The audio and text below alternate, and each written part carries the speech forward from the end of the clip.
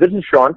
Hey, Sean, it's Steve Jewin from MMA Mania. What's up, Steve? How are you, brother? I'm doing good. Hey, I'm glad I finally get a chance to talk to you and figure out what exactly went down. I couldn't legally talk before because there were contract issues, so forgive me for that. I know you reached out. A lot of people reached out to me. I felt bad because I pride myself on being such a polite person, and I couldn't get to anybody until everything was resolved. I did figure there were contractual reasons that you couldn't say anything. I kind of guessed that in the back of my head. But let me just set this up by flashing back to July, Thursday, the week of Bellator 140. I'm listening to a sports radio talk show in the afternoon. I'm doing articles for Mania, and all of a sudden I hear the announcement that you're out and Sean Grandy is in. And I'm like, what? So you tell me what was going on at that exact moment. Yeah, I think the story broke maybe an hour before I found out. So ironically enough, awfulannouncing.com, which is a sports industry website, one of my favorite websites, along with MMAmania.com, but I have about 8 that I read every day. Right. And a friend of mine who's actually the MMA and boxing writer, I say he's a friend, but he's someone that I know professionally, we're very friendly professionally, he had gotten an anonymous tip about that, and he called on Spike, and I think that forced the announcement. But I was called by an executive at Spike, very matter-of-factly, said, got bad news for you, we're not renewing your contract. I said, okay. And I think it's best that you don't do any more shows. And I said, well, we have a show coming up in 5 days. Well, nope, you're all set. So we have to cancel the ticket, and thank you. And I said, thank you. I appreciated it, and that was it. And then the attorneys got involved, and the agents got involved. But it was very matter-of-fact. It's extreme surprise for me, extreme disappointment. But I've also been in this industry, the television industry, my entire life. So if you want compliments or loyalty, probably don't go into television. I know it's a capricious business. I know things happen on a whim sometimes, but the thing that really struck me curious, and this is why I really wanted your reaction, and I couldn't get it at the time for legal reasons, when Grandy told me this had been in the works for months, that statement threw me for a loop. Like, how could Sean Wheelock have not known if Sean Grandy was negotiating for months? Yeah, and that's pretty amazing. And it makes me think that if they'd been talking to another MMA person, whether that was Mauro Ranallo or Michael Chiavello or John Anik or Mike Goldberg or whomever, there aren't that many of us out there, I probably would have heard. But because they went to an NBA radio guy who was completely out of that loop, I just don't run in those circles. So someone in MMA is going to hear something if it's an MMA guy. No, I was surprised to see the candor. Numerous interviews with my replacement have talked about being in contact since March because my agent was in contact up until the week before Spike decided not to move forward with me, continually being told, yeah, we're going to get to Sean, but that's just the way it is in this industry, unfortunately. But it was a complete shock to me. And at one point I said to my agent, do you think anything's going on? And she said, no, they're just telling us we love you, we love Sean, we just have to figure out schedules, but it didn't ultimately work out that way. Again, I'm very surprised, not that they were talking to my replacement since March, but that he was so open in interviews of saying that they'd been talking to him since March, when again, I literally did not see it coming. It was kind of like crossing the street in a Silent City bus. It hits you. You think, wow, where did that come from? Did not see it coming. Yeah, it was almost like one of those electric-powered cars where they have to make it beep because you don't hear it coming. Oh, man. So your contract was coming up then in July. It was due to be renewed one way or the other, and they just opted out.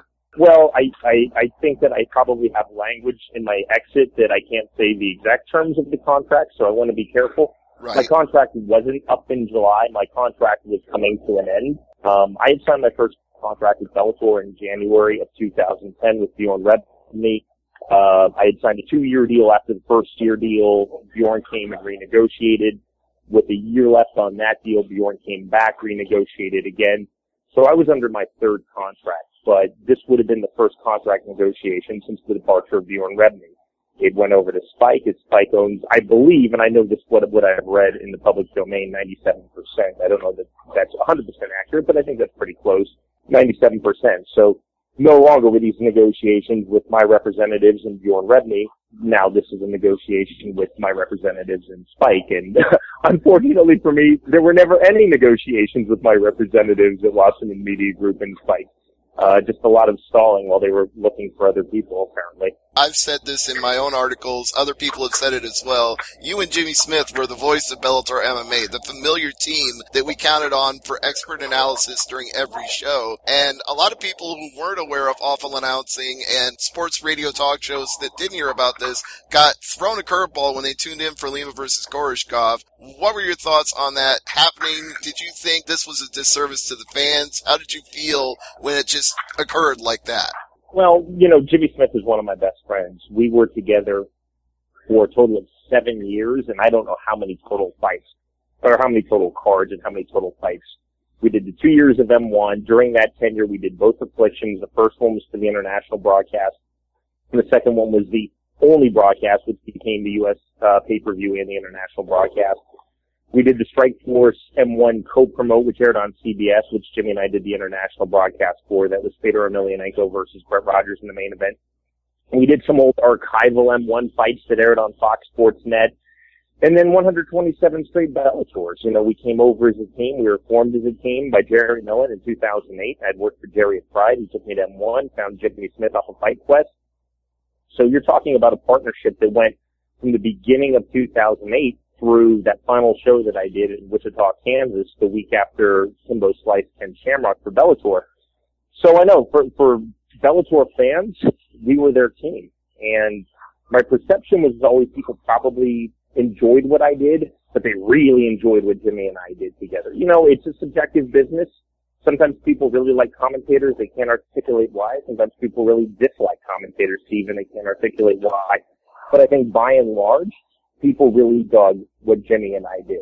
Obviously, there are exceptions, but I think that was the general consensus. So I talked to Jimmy right after I got the call. He was within my first 5 phone calls, and it was a shock to the system on that. And you're right, because a lot of fans don't read all of the websites every day. They were completely stunned. My Twitter feed went crazy. Even on this last show, I had people tweeting me, "Sean, are you sick? Are you injured? What happened?" And that was the third Bellator. Some website actually still listed me as the commentator when they do like the whole layout of where it is and is it a cage or a ring and who's fighting, and they put television commentator Sean Wheelock, Jimmy Smith, which I had to have a laugh at. So the news seeped out. But again, if you look, as I say, that the tip was through awful announcing. It wasn't through any of the MMA websites. And my replacement doesn't come out of the combat sports world. So by using those channels, you see how maybe not a lot of people heard, and maybe why my representatives and I, and Jimmy Smith and a lot of people at Bellator and, lower level people at Spike had absolutely no idea what was going on. It's my understanding. I could be wrong, but I don't think I am, that this was done by senior executives and management at Spike, and nobody else was really told. And I know for certain that Scott Coker had no input in this decision whatsoever. I think Scott Coker is fantastic. I consider him a friend, and he said some very, very gracious things to me since this decision went down. Coker's certainly taken some heat from people who, like me, as a commentator, as a person, or like Jimmy and me as a team. But Coker, as far as I'm concerned, as far as I know, everything I know, Coker's hands are clean. He was told, not asked, and he was told the day before I was told that I was no longer going to be a Bellator. So it seems to me that the sole finger we can point at anybody in this entire situation is some high-up executive at Spike who we don't know and can't name, who just decided... I know. I just choose not to name, believe me. But, yeah, I mean, the arrangement since Bjorn Rebney left is that Scott Coker really worries about the fighting. He's putting together the cards. He's booking the venues. He's working on signing fighters. The television broadcast, which was a major part of what Bjorn Rebney did, is a zero part of what Scott Coker does, and that's by design. And if you just look at the logistics of how it came about, Bjorn Rebney, the founder, the president of Bellator MMA, his idea of his show. And in 2010, I joined season 2, which ended in 2010. We were on Fox Sports Net, and a lot of people forgot about that or just weren't aware of Bellator at the time. And Bjorn Rebney was as much in charge of the television broadcast as he was in charge of the company. It was just one of his duties. But once Bjorn Rebney was out, all of those television duties went to Spike. So it's no fault of Scott Coker's. It's just simply he's not in charge of that wing of the company. And when you're working for an MMA promotion that's owned by a television company, the television company is probably going to run the television portion of the show. That makes sense to me, but I do think it brings up an interesting point when you say that Rebney was in charge of TV when he was in charge, and Coker isn't. And as you said, Coker has unnecessarily taken some flack over this, even though the call to replace you was not his. So when you compare the Coker and the Rebney eras, do you feel there's more transparency or less transparency from one compared to the other? You know, I think there's transparency. It's just completely different eras. And you know, Bjorn Rebney, I think the world of the guy. You know, I cringe when I read some of the negative comments on him. I can only judge people on my experiences. Everybody has their own perceptions and experiences. My experience in working for Bjorn Rebney, from when he hired me in January 2010 from M1 to when he departed the company, which was June 2014, the guy, I considered him a friend. He was my boss first, but right there, he was my friend and my close friend. And we spent so many nights, especially early on in 2010, having dinner, just hanging out in the lobby or having a cocktail in one of our hotel rooms, just doing stuff that friends do, things that like Jimmy Smith and I do, just hanging out. He was extremely loyal. I heard early on in 2011 that there were senior people at Spike who didn't dig what I was doing, didn't want me on the show. And Bjorn Rebney said to me, as long as I'm at this company, Sean, you will be the commentator. And he was certainly true to his word on that.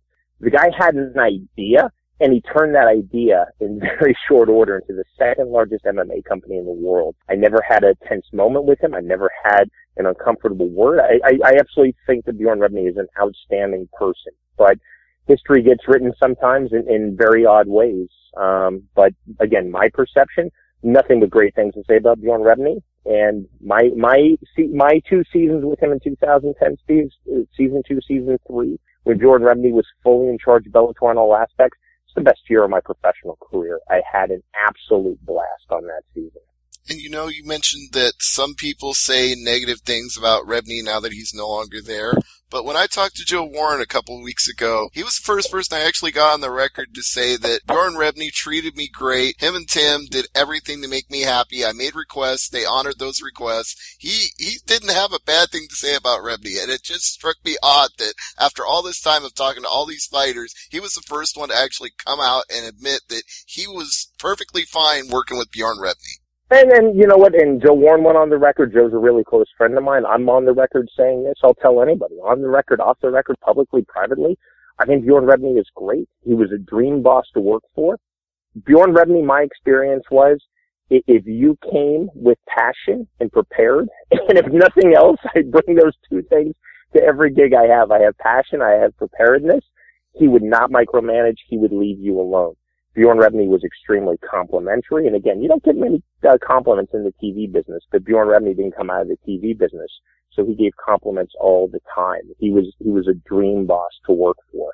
So I'm glad to see Joe Warren saying those things. And I absolutely echo those sentiments. I'll tell you, there are a lot more people out there who maybe for whatever reason haven't spoken or just haven't had the platform to speak or been asked those questions about Bjorn, but they would say nothing but positive things as well. Well, I hope as time goes by, we'll get to hear more of those people speaking out. My own interactions with Bjorn from the shows that I went to and covered and interviewing after the shows, I never had a bad experience with the man, and I thought the world of him too, but it seems to me this line in the sand has been drawn. Like, there was the tournament Bellator before, and there's the Strikeforce version of Bellator after, and people want to make that division. Well, anytime you go to a position like Bjorn Rebney did, where you're running your company to now you're an employee of your company because you're no longer the majority shareholder or no longer have that power, there's going to be a transition period. Good, bad, or indifferent, there's going to be a transition period, and that's what happened when Bjorn moved Bellator into the Viacom universe and struck the MTV2 deal, which we were on in 2011, 2012,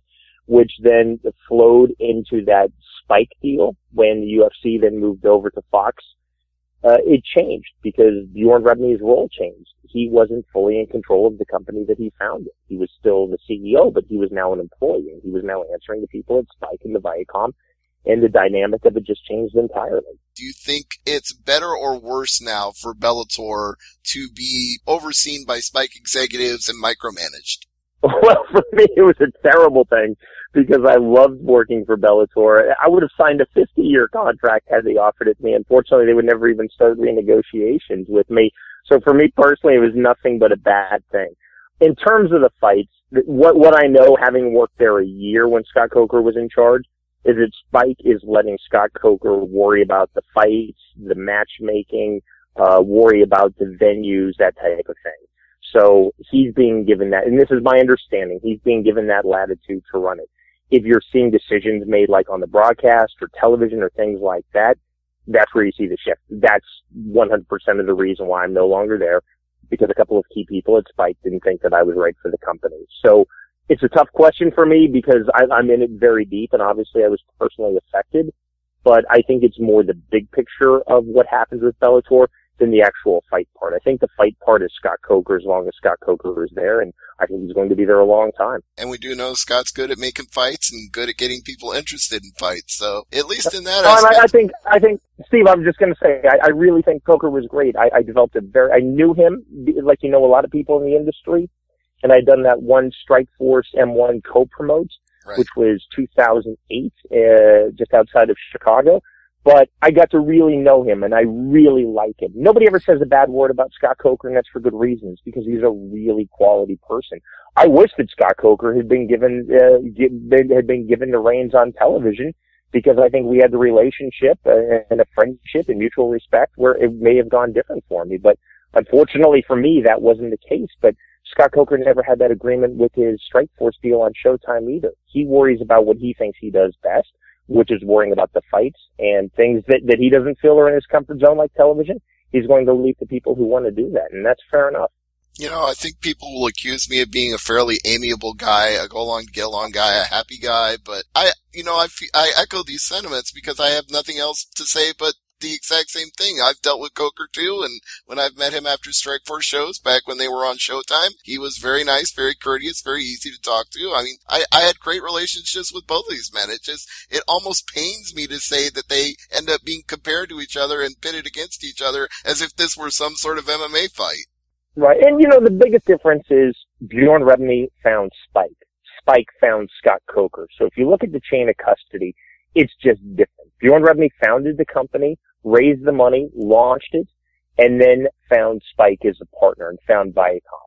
When he was gone, then Spike needed someone to run the company, and they found Scott Coker. Remember, Bjorn Rebney was the CEO of Bellator. No one has that title anymore. That title was eliminated. Scott Coker is the president of Bellator, and it sounds like semantics, but on the inside, you understand why the titles are different. Right. Yeah. There's a chain of hierarchy above him. He's no longer a CEO or a director or a board of operations or whatever. He's under their employ.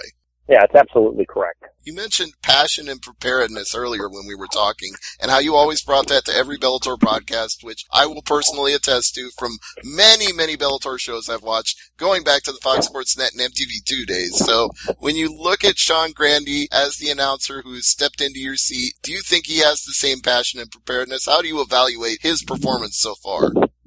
So AwfulAnnouncing.com calls this announcer on announcer crime, which I think is cute. And the first agent I ever had in this business, who was absolutely terrible, but she taught me two good things. She said, never wear a white shirt on TV, which is true, especially with my ruddy Irish complexion.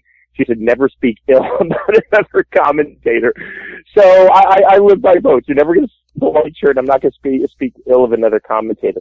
They weren't going to replace me with an empty chair. So at the end of the day, you know, it wasn't going to be Jimmy calling color while nobody calls play-by-play. It was what it was. I will say this, that I think it's odd that in combat sports, we're able to accept somebody who comes in, who readily says, I don't know anything about this sport, willing to learn, because I don't know that we would accept that in any other sport. We certainly wouldn't accept that in the NFL, for instance. Can you imagine Al Michaels retires?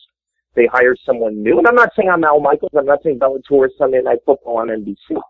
But can you imagine Al Michaels retires and they bring in someone who says, yeah, I've never followed the NFL, but I've been studying really hard for the last 60 days and I'm willing to learn.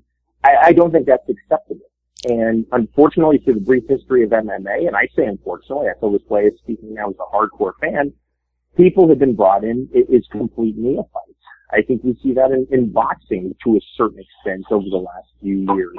it's just different. I just don't know other sports that would allow that. I'll tell you this, Steve. I know nothing about golf. Never swung a club in my life.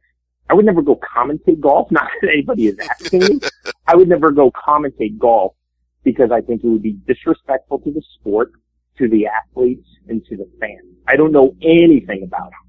I wouldn't say, oh, but I'm willing to try. I'd say thank you, but no thank you. Again, the golf offers aren't piling into my agent, but I do think that it's interesting. Just for maybe it's the youngness of our sport, having started on November 12th, 1993 with UFC 1, that we're in a position where someone will come in and that's almost their strong suit. I'm an outsider. I don't know anything. And they're leading with that. That's just my perception. But again, they weren't going to replace me with an empty chair. It is what it is. What I know about my replacement is that he's Dana Jacobson's boyfriend. Dana's very well liked at Spike from hosting PBC Boxing. I understand that he was approached. This wasn't a job that he was even considering or lobbying for. So it's not as though this is someone who's constantly having their agent get on the phone saying, I want that Bellator gig. This is, as I understand it, and I could be wrong, but this is a situation where they were not happy with being at Spike for whatever reasons. And Steve, if you find out, let me know because they still haven't told me. I never got a straight answer. Who knows? But they were going to cast a wide net. And this is the person that they approached and they said, have you ever thought about this? And they got the ball rolling like that. So that is what that is. Somebody said this to me this morning about politics. Like this whole idea that somebody from outside of politics needs to come in and run for president is a fallacy because you wouldn't ask a car mechanic to take out your appendix. Well, you know, I thought one of my strong points as a commentator is the fact that I'm somebody who watched UFC 1 as a kid on pay-per-view, had my mom pay the $14.95. I've done a lot of different combat sports. In fact, I'll be going to grappling class in a couple of hours. That I've commentated across a dozen nations, and I think in about 36 or 38 states. That I've partnered up with Rob Hines and John McCarthy on referee seminars and judging seminars. That I've tried to make myself expert. I thought all those were good things. I didn't know that experience and knowledge would turn out to be a bad thing as far as my Spike employers were concerned. But like I've told some people privately, and I'll say this publicly for the first time, if I know how to slap on an inverted heel hook, I'm not going to play dumb on worldwide television and say, what's going on in there? What's he trying to do with his foot? Right. I just think that's disrespectful. To me, play-by-play is about describing what's going on. It doesn't matter what sport you're calling. It's not about reading biographical facts that some researcher has typed up for you, or reciting quotes. I think that can help build a storyline and that can help build context, but I don't think that's play-by-play if you do that exclusively.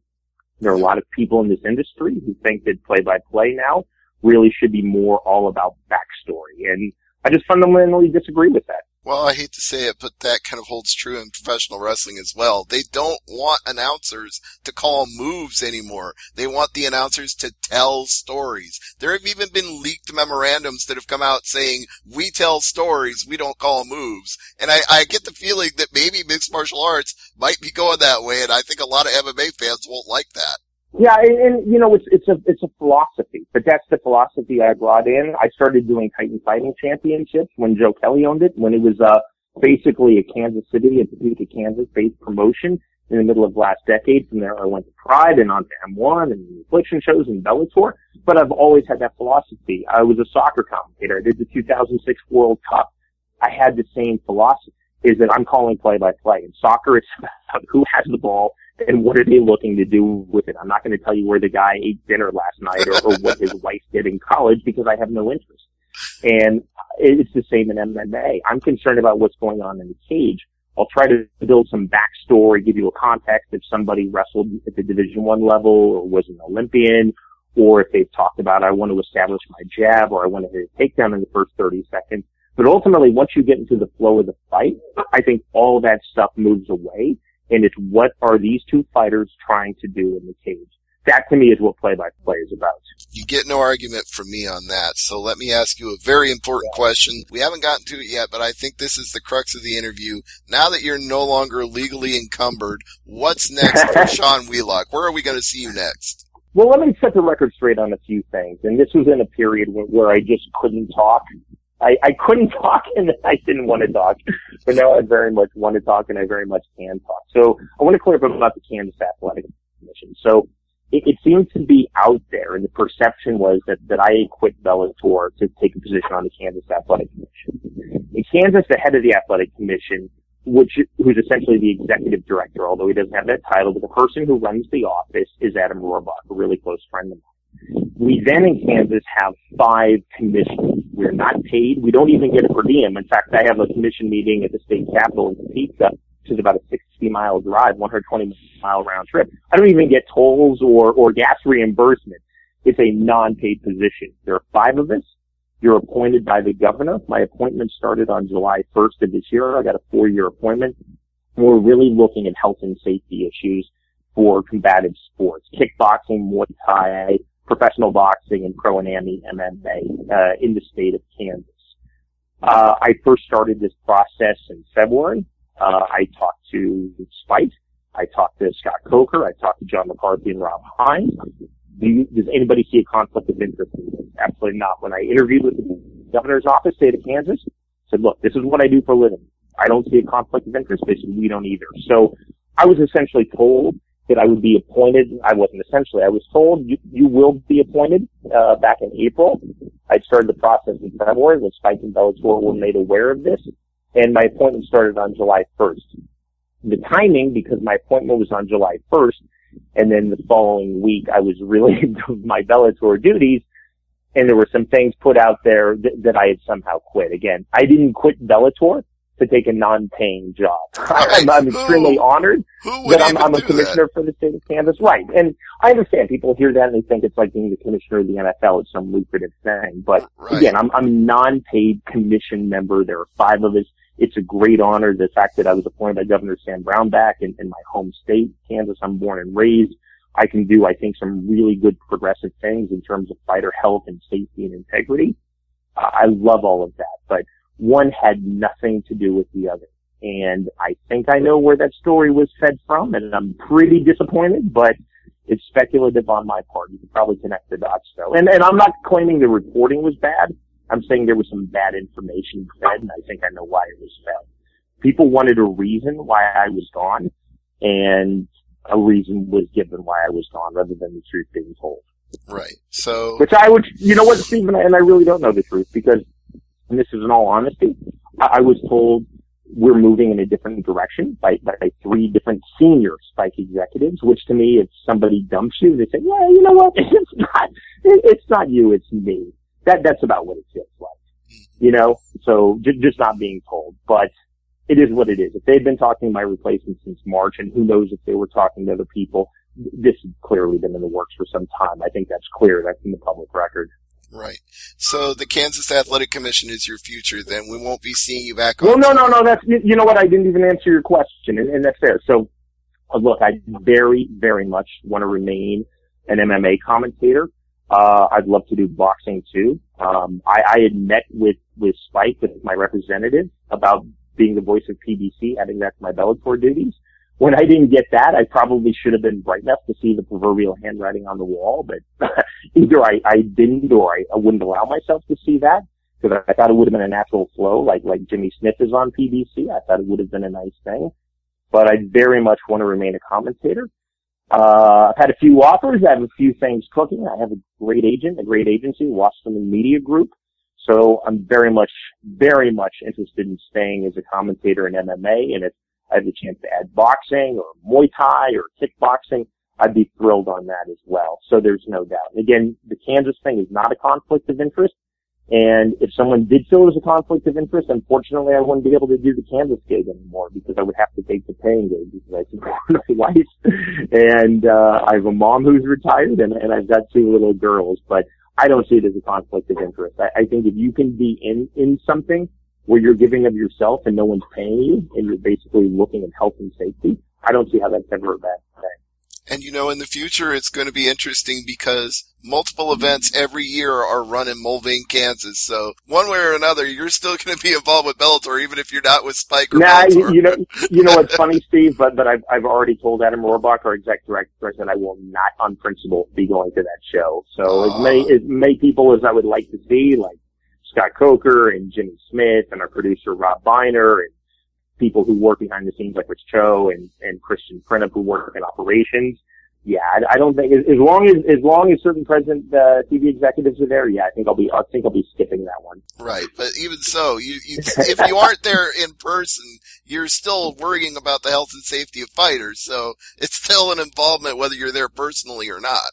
Absolutely. So somebody, when this all went down, somebody wrote on a message board, like, Bellator better be careful if they ever go back to Kansas. And that definitely made me smile. But you know what? To me, there's a clear division. I have nothing but good feelings about Bellator. But again, this wasn't a Bellator decision. This was a Spike decision. So I'll refrain from telling you what my feelings are about Spike. All right. Well, that's fair enough. I think how much more Midwest could I be, Steve? I'm telling you. I think you've been entirely fair about this whole thing. You've said what you could say, and you've said what you couldn't say.